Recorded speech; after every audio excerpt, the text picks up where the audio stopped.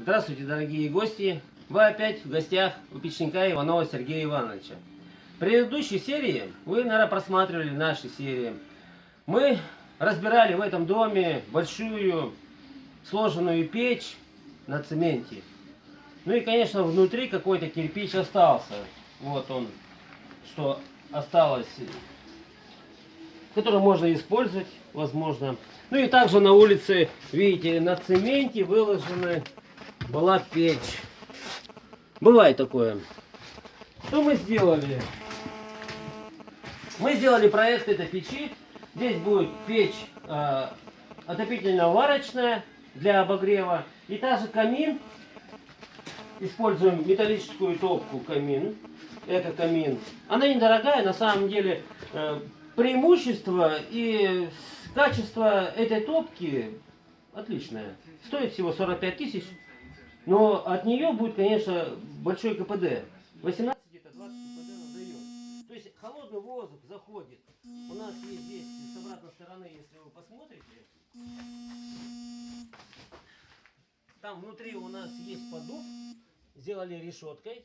Проложили, так как дровница с той стороны, и котята или кошка может залезть, помрет, а потом не вытащить ее. Или сгорит, сварится. Вот. Да, здесь у нас что? Здесь у нас топка. Мы сделали, конечно, ее поглубже. Очень удобно, потому что у него тут лес, дрова очень длинный, 60-70 сантиметров. И почему бы не сделать именно глубокую топку? Я у себя даже дома там топлю, у меня бревна по метру. Я кидаю в топку, и на самом деле топится печка идеально. Там пару хапок бросил, и до следующего утра там жара стоит. То есть здесь тоже так же. Я применяю то, что использовал уже и знаю. Вот это хорошо. Многие делают маленькие топки. Вот в размере там даже в пол там 50 сантиметров загоняет. Ну что там дровишки бросаешь, и на самом деле неудобно. А когда вы положили вот такое бревно, вот оно у вас приличное. Чурочка. Да, ее можно и расколоть. Приятно даже будет. Так, проложили здесь кирпичом. Здесь у нас заходит воздух холодный снизу. Обдувается горячий. То есть шамотный кирпич обдувается. И температура горячая. То есть холодный воздух нагревается и поднимается кверху. И выходит уже в отдушины, которые будут находиться. Там я выгоню и направо, налево. Вот. До этого, конечно, да, мы сделали изоляцию перекрытия в проходе. Обшили оцинковкой, вот, заизолировали, там закрыли негорючим материалом, базальтовой основой. Поставили топку. Топку у нас со стеклом. Здесь же у нас между шамотным кирпичом проложенный базальтовый картон. Раньше я вот использовал, даже мой отец использовал, прокладывали просто картонку. Картонку прокладывали по кругу вокруг топки. Во время протопки картонка сгорала и образовался вот этот тепловой шов. Тепловой шов, он для чего нужен? Для того, чтобы расширение кирпича с шамотного, с печным кирпичом, чтобы не было соприкосновений, потому что у шамотного кирпича у него нагрев намного больше, чем у печного кирпича.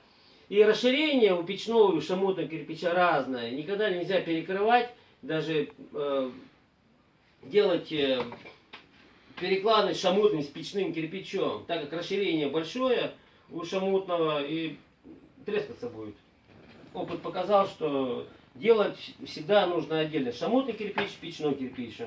Вот, изолировать даже надо. Изолируешь, все, печка у вас, она стоит вечная, не ломается, не трескается, как бы с этим уже проверено. Все, ну и сделали тут всякие курятники маленькие. То есть вот здесь курятник у нас будет для сушки спичек. Или что-нибудь такое маленькое поставить.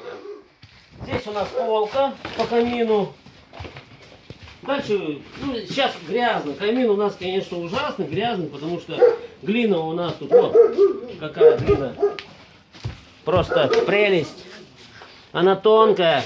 Ее когда закладываешь, она вообще до того тонкая, ни одного камушка, ничего нету. А где ее можно купить, а я вам не скажу. Потому что изготавливаю я ее сам. Мы положим ее сюда. Так. Здесь под дровишки.